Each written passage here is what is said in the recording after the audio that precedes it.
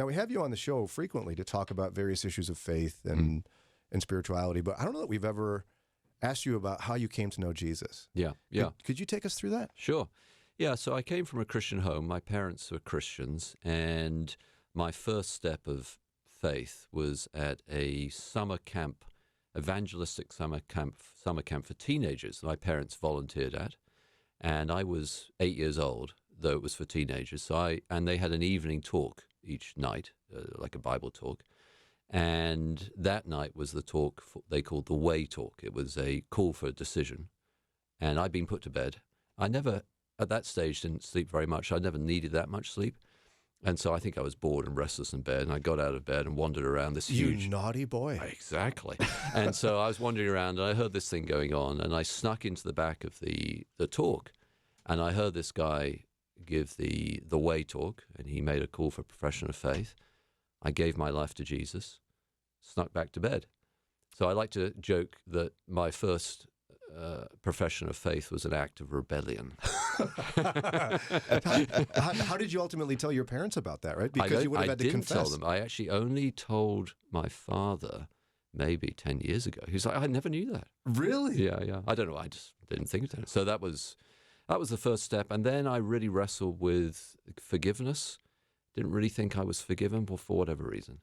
And when I was 13, there was a moment that was pivotal in my life where the Lord graciously, in a somewhat dramatic way, assured me that he had forgiven me.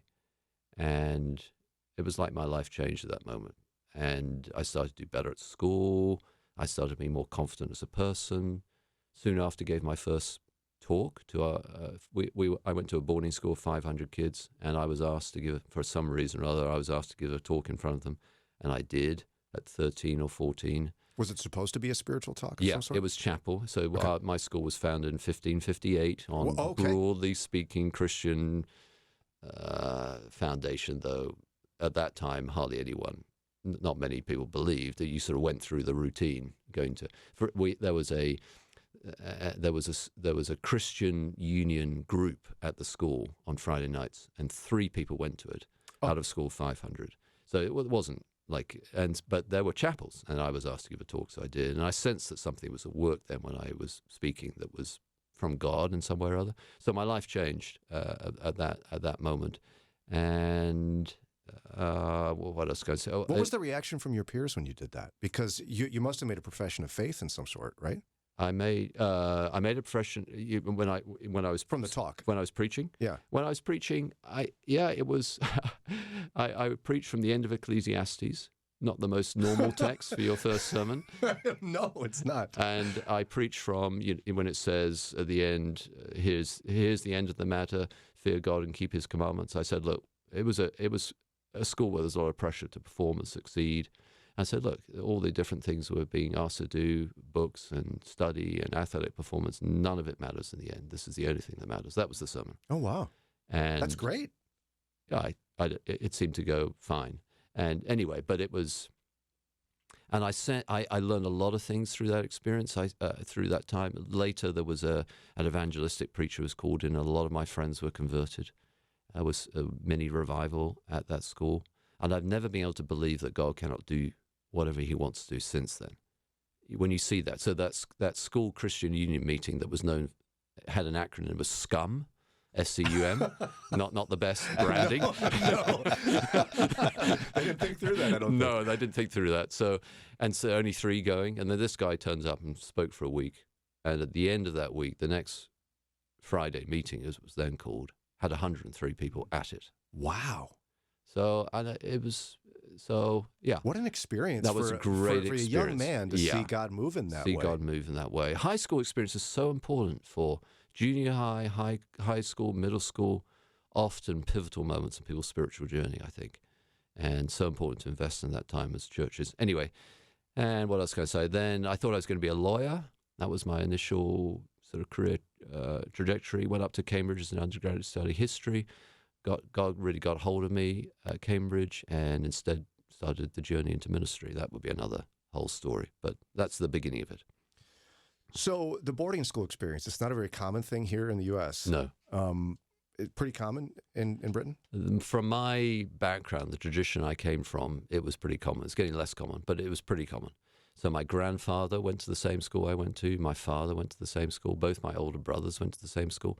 And it was not like a easy, plush, pleasant experience. So at the time I was there, the dormitory we slept in, so there were like 14 kids in one large room, wooden floors, no heating.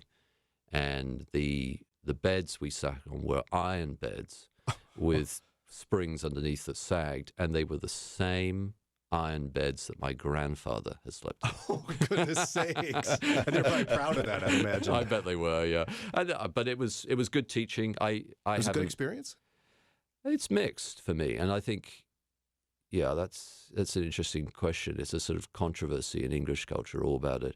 I would say I got some amazing education, great teaching, lots of athletic opportunity, but I have not and would not send any of my children to boarding school. So maybe that is an indicator. That's fascinating, too, because it was also the pivotal spiritual time in your life. Yeah, where the Lord really... Yeah. But there's something about that. Is it separation from parents that at the end of the day you don't want? Yes, counselors, I lie back on my couch. Yeah, I think what people will say is to be sent away from home at such a young experience, you grow up quickly. So often you come across people who've gone through that.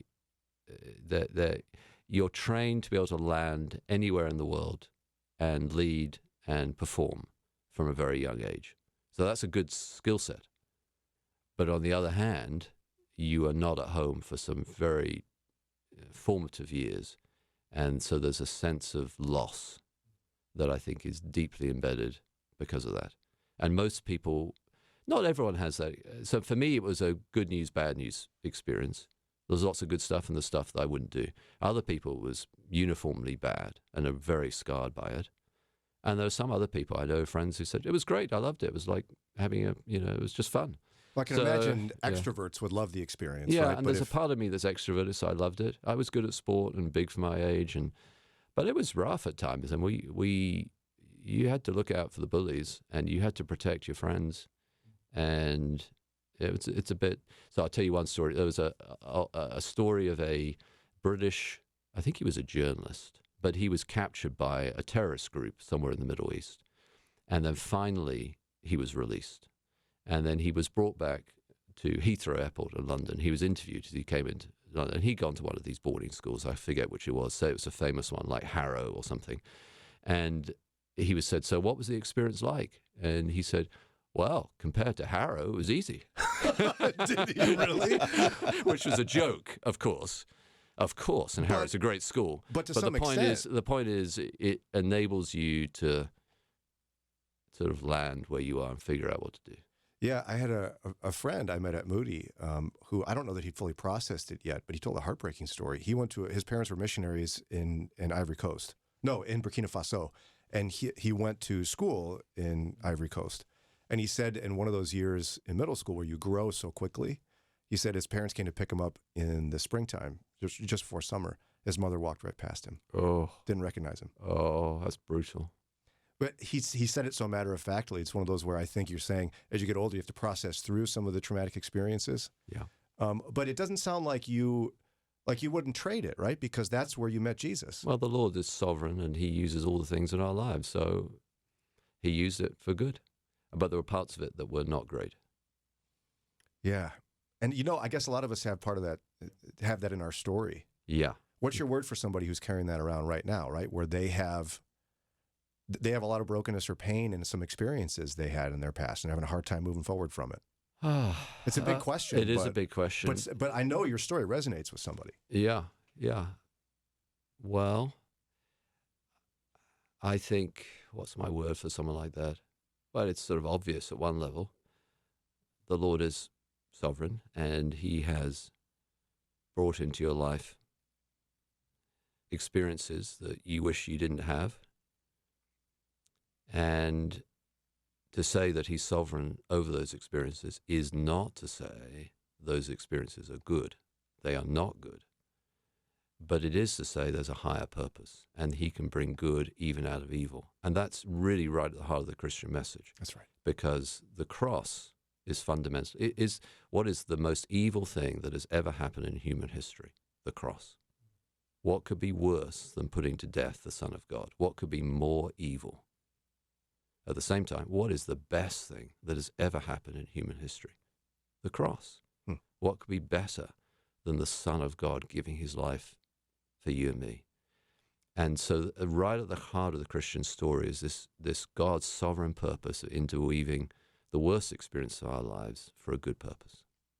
And I think you just got to work that through. And sometimes it's sitting down with friends who can really talk through those things with you, and being honest about some of your experiences.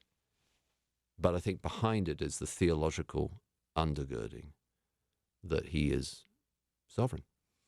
Yeah, and that I was just at a spiritual formation retreat this last weekend, and some counselors run it, and they were talking about that implication. If you truly believe everything is sifted through the hand of God, you can use, you can examine your pain and see it as an invitation for growth. I like that spiritual phrase, growth. Invitation for growth. Yeah, exactly. But often we see pain as like a consequence for our behavior. No, it's God's invitation to grow. Yeah. No, I love that. That's great. Isn't that beautiful?